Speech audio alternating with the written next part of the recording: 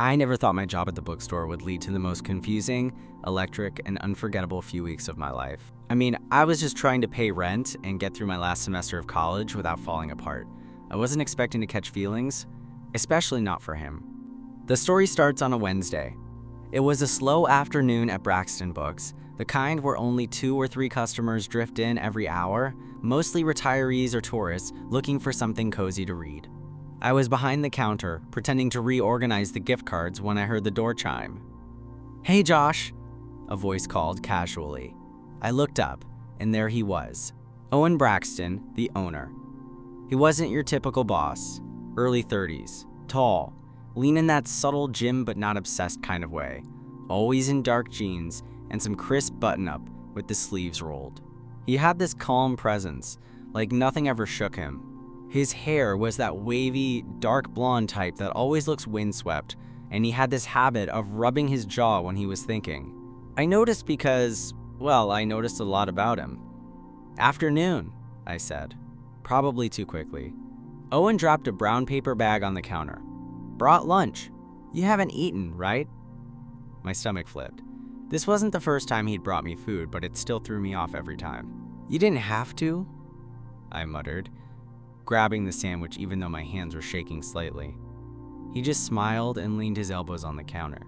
"You looked like you were gonna pass out yesterday. Figured I'd save you from another granola bar lunch." I didn't know how to respond to that. I was painfully aware of how close he was, how his eyes lingered just a beat longer than necessary.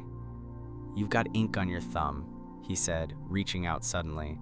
His fingers grazed mine as he brushed it away, and I froze. For a second, neither of us moved. Owen didn't pull away immediately.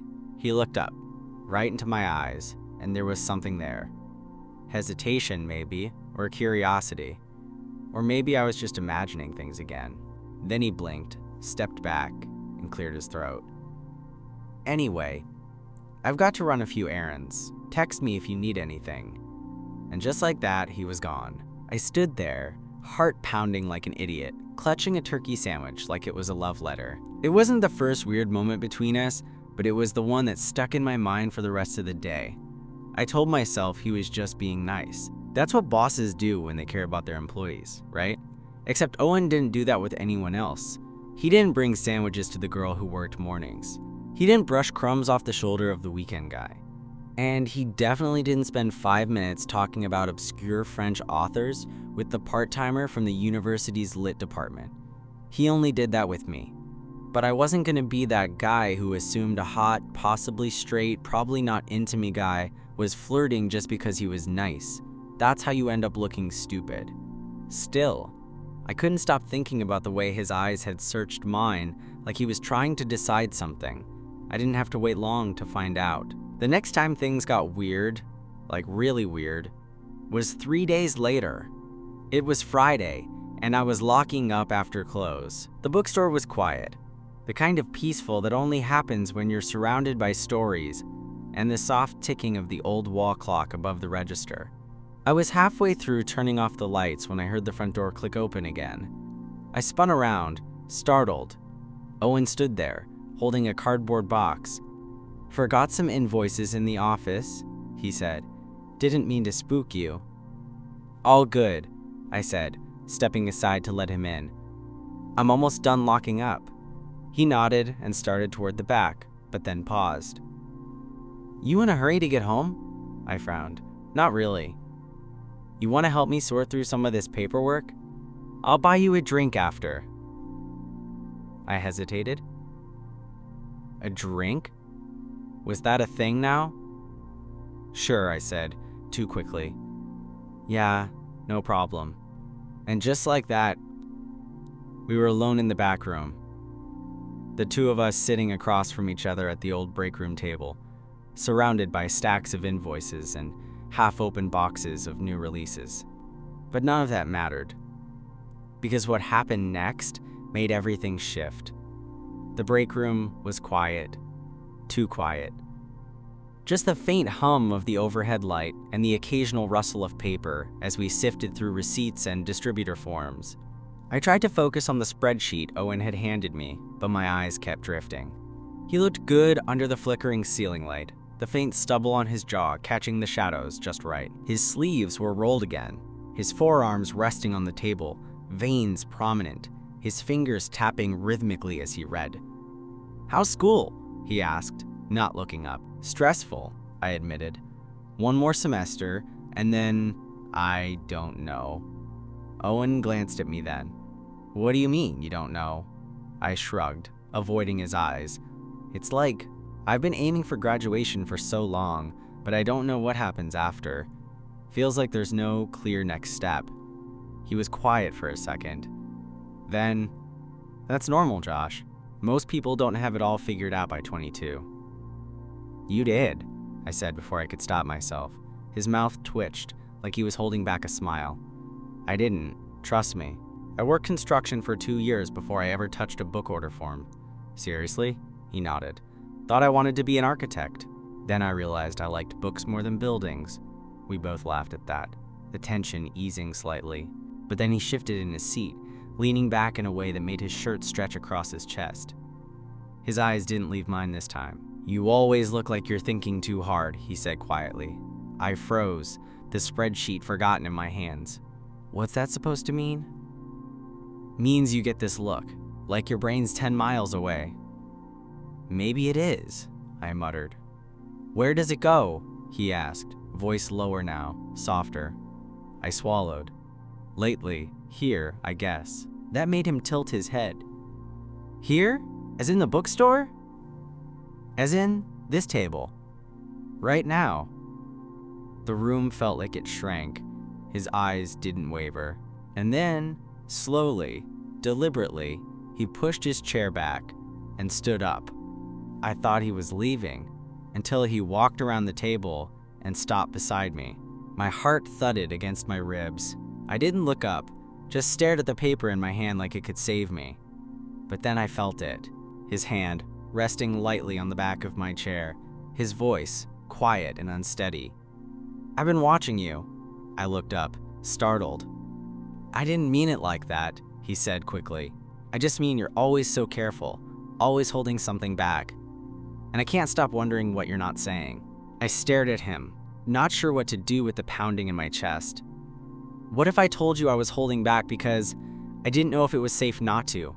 Owen's eyes flickered, something shifting in them. Then, before I could second guess it, he leaned down and whispered, "It's safe." And then he kissed me. Just once. Quick, a brush of lips that felt both tentative and electric, like the strike of a match. He pulled back immediately, eyes searching mine, waiting to see if I'd flinch or freak out. I didn't. Instead, I sat there, stunned, heart racing, and whispered, "You sure?" "Not even a little," he said, smiling in that crooked, vulnerable way I'd never seen before. "But I've been thinking about doing that for weeks." I stood up then, slow, shaky, until we were nearly eye to eye. "I've been thinking about it too," I admitted. His hand found mine, just held it. Warm, steady. "I don't know what this is," he said, voice barely above a whisper. "But I want to find out. If you do, I do." I breathed. Not sure if I was talking about the kiss or something deeper. The silence between us felt different now. Charged. Not awkward, not uncertain, just full of all the things we didn't know yet. And then he did something that made my knees go weak. He reached past me, grabbed the doorknob, and slowly closed the break room door.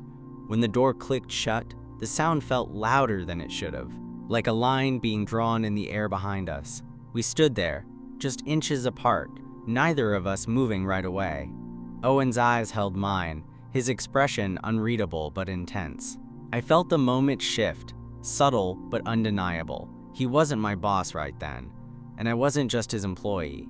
"I don't usually do this," he said, his voice low, almost hoarse. I nodded. "Me either." We were both lying a little. Maybe not about kissing coworkers, but about this pull, this heat, this ache to get closer. That part wasn't new. I'd felt it simmering ever since he first leaned over my shoulder to show me the bookstore's old inventory system, and his breath brushed my neck. I just hadn't expected him to feel it too. He reached out slowly, like he was giving me time to pull away. His fingers found my jaw, thumb brushing lightly across my cheek, and then he leaned in again. This time, the kiss lingered. It wasn't rough or rushed. It was careful, measured. The kind of kiss you give someone when you've wanted to for a long time, and you're afraid it might vanish the second you taste it. I kissed him back, my hands unsure at first, resting on his chest, then sliding up to his shoulders, feeling the tension wound tight under his button-down. His lips moved with mine, coaxing, warm, deliberate. There was nothing passive about it. He kissed like someone who meant it. When we finally pulled back, I was breathless. My head was spinning. "Okay," I whispered, almost laughing. "That's a lot." He grinned, forehead still resting against mine. "Yeah. Are we gonna talk about this?" "Eventually," he said. "But right now, I just want to hold on to this moment." So we didn't talk. Not right away. We sat down again, side by side this time, shoulders touching, hands brushing, until our fingers laced together. That night, everything felt different. When I left the store, he walked me to my car, like always. But this time, there was a quiet between us that wasn't awkward. It was full of all the things we'd said without words. As I opened the door to my beat-up Honda, he touched my arm gently. "Text me when you get home?" "Yeah," I said, heart thudding. "And Josh?" "Yeah." His lips curled into a soft smile.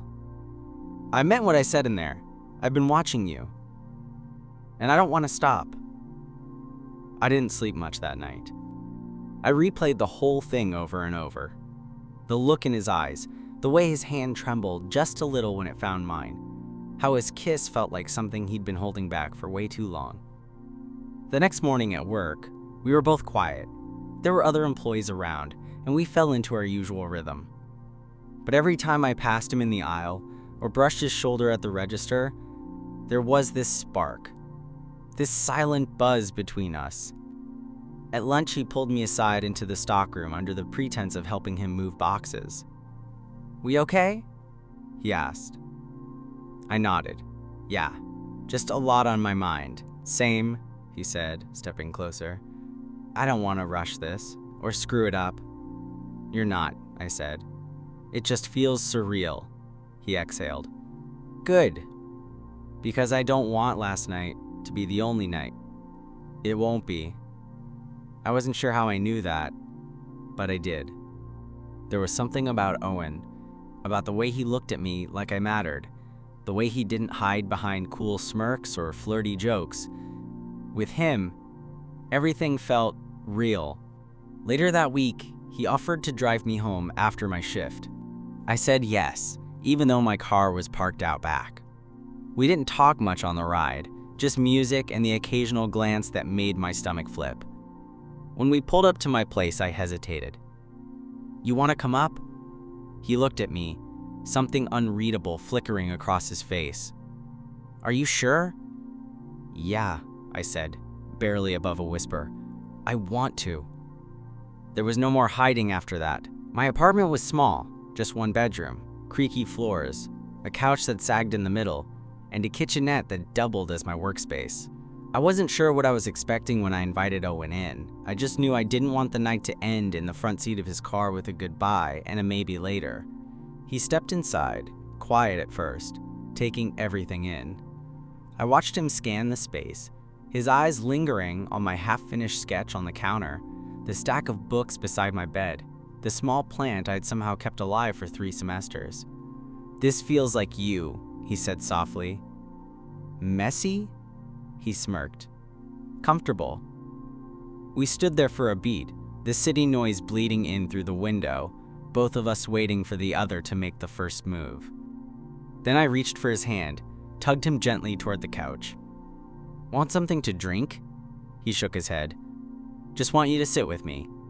So I did. We sat close, legs pressed together, the space between us shrinking by the second. He leaned his head back, exhaling like the weight of the week had just slid off his shoulders. And then he looked at me. Really looked. Like he was memorizing my face. I didn't know what to say to that kind of look, so I kissed him instead. It was different this time. Less tentative, more certain. Like we both knew what this was now. Like we'd stepped over a line and didn't want to go back. His hand slid to my waist, steady, warm, grounding me even as everything in me buzzed. I felt his fingers curl into the hem of my shirt, his lips never leaving mine. I gasped slightly when he deepened the kiss, his thumb brushing my skin, sending a shiver up my spine. And then we paused. His forehead rested against mine, both of us breathing hard. "I don't want to do anything you're not ready for," he said, voice low and rough. "I'm ready," I whispered, surprising myself with how certain I sounded. That was all it took. The rest of the night moved in quiet, slow waves. Clothes slipped off without urgency. Touches were careful, exploratory. We weren't rushing. We were learning. Every look, every kiss, every word felt like a confirmation of something we hadn't dared say aloud before. "I want this. I want you." He traced the outline of my ribs with the backs of his fingers. I mapped the lines of his back with my palms. It wasn't perfect, or movie scene polished.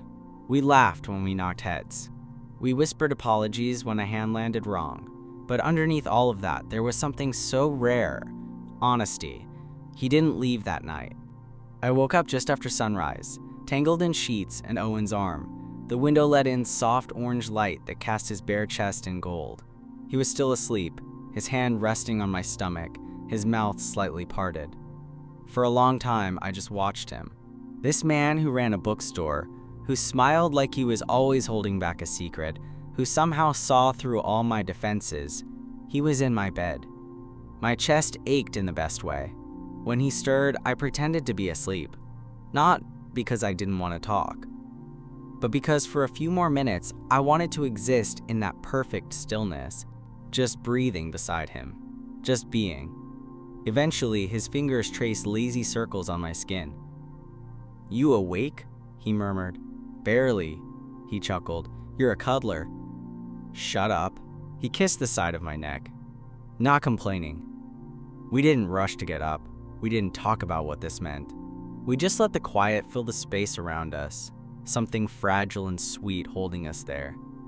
And maybe, just maybe, I started to believe this could be something real. The weeks that followed were a blur of subtle glances, hidden smiles, and stolen moments behind shelves and stockroom doors. By day, we played our roles: boss and employee, casual, professional. By night, we were something else entirely. He'd come over after close, sometimes with takeout, sometimes with a bottle of wine. We'd sit cross-legged on my bed or the couch, talking until sleep tugged at us. Some nights we kissed until we couldn't breathe. Other nights we just lay together in the dark, his hand resting over mine like it belonged there, and it did. I stopped questioning the way he touched me, the way he looked at me like I mattered, like I was more than just some guy trying to make it through college. Around him, I felt seen in a way I didn't even realize I'd been missing. But we couldn't stay hidden forever. One Friday afternoon, I was restocking the fiction section when I felt someone watching me. I turned, expecting a customer, but it was one of the new hires, Emma. She was leaning against a nearby shelf, arms crossed, eyebrows raised. "You and Owen," she said. I blinked. "What? You think people don't notice?" she asked, keeping her voice low but pointed. "He looks at you like you're a walking poem." I opened my mouth to deny it, but the words stuck.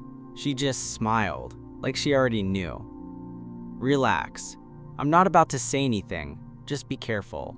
She walked off before I could respond, leaving me standing there with my heart hammering in my chest. That night, I told Owen. We were at his place for the first time, an apartment above the shop, tucked behind a door most customers assumed led to storage. It was cozy, all exposed brick and warm wood, a plant in every window. It smelled like coffee and cedar. "She knows," I said, pacing the living room while he leaned against the kitchen counter, arms folded. Owen didn't look shocked, just resigned.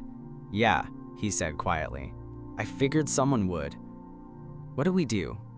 He walked over, rested his hands on my shoulders, grounding me. "Nothing. Not unless we have to. We're not doing anything wrong, but it could get complicated. Josh, he said gently, everything worth feeling is complicated. I looked at him then. Really looked. His jaw was tight, his eyes heavy. He was scared too. Maybe not of the store or the staff, but of losing this. Losing us. So I kissed him. It wasn't a solution, but it was a promise. That weekend, he closed the shop early. Said it was for inventory. But really, it was so we could spend the day together without pretending. We took a walk around the city, careful not to touch too much, but stealing little moments where we could. He showed me his favorite quiet park, the spot he went to think. I showed him the rooftop of the university library, the one nobody but seniors seemed to know about. We sat there for an hour, our legs dangling off the edge, the sunset casting everything in orange and pink. He turned to me, his expression softer than I'd ever seen it. I don't know where this is going, Josh, but I want to keep going there with you. I didn't say anything. I just rested my head on his shoulder. It was enough. Until the next Monday, when everything changed. I was clocking in like usual when I saw it. A letter on the counter. No envelope, just folded printer paper. I opened it. Your relationship with Owen is inappropriate. You should consider your position at this store. No name, no signature, just a threat. My stomach twisted. I looked up, scanning the store, heart racing. Nothing looked out of place. Owen wasn't in yet. Emma was shelving in the back. The two college interns were bickering by the returns bin like usual. But everything felt wrong now. I slipped the note into my pocket and tried to breathe. We had crossed a line, and someone wanted to push us back over it. I spent the rest of my shift in a haze. Every time the front door chimed, I flinched. Every conversation with a coworker felt suspicious. Every glance from across the store carried too much weight. The note was still in my pocket, folded so tightly it was starting to tear at the creases. I didn't show it to Owen right away. I don't know why. Maybe I thought I could handle it. Maybe I didn't want to make it real. But the second he walked in, all ease in his posture, coffee in hand, and that gentle smile that always made my chest ache, my resolve cracked. We were alone in the office when I finally pulled the note out and slid it across his desk. He read it once, twice. Then his jaw tensed. Who do you think? I don't know, I cut in. Could be anyone. He looked up at me, expression unreadable, but his fingers crumpled the paper without thinking. This is bullshit. Yeah, I said quietly. But it's real. We sat in silence for a moment, the air thick with everything we weren't saying. Then Owen leaned forward, elbows on his knees. I can talk to them, he offered. Make it clear we don't tolerate this kind of thing. You mean come out to the whole staff? If it comes to that, yeah. Are you ready for that? He didn't answer right away. He just looked down at the crushed note in his hand, then at me. I don't want to lose you, he said finally. But I don't want to hide either. Something about the way he said that, so simple, so firm, made my heart ache. I didn't know what scared me more. The idea of being outed and judged, or the idea of losing this thing we had just started to build. So we agreed to wait. Just a little longer, just until we figured out who left the note. But we were already running on borrowed time. The next few days were tense. The store felt different, like the walls were listening, like someone was watching. Emma noticed. You okay? She asked when we crossed paths in the back hallway. I hesitated, just tired. She narrowed her eyes, but didn't push. Be careful, she said again, voice soft. I wanted to believe she wasn't involved, but my trust had a hairline crack now, and it was widening by the day. On Friday, the second note appeared. Same paper, same typeface, same place, on the counter before we opened. Everyone's starting to notice. Might want to end this before someone else does it for you. Owen found it first this time. He didn't even say anything, just stormed into the back office and slammed the door. I followed. This is harassment, he said, voice low and dangerous, and I'm not letting it go. We still don't know who it is. I don't care.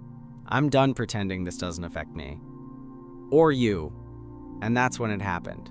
He walked out to the front into the main area of the shop where everyone was prepping for the day, and he said, loud enough for all of them to hear. Just so we're clear, Josh and I are together.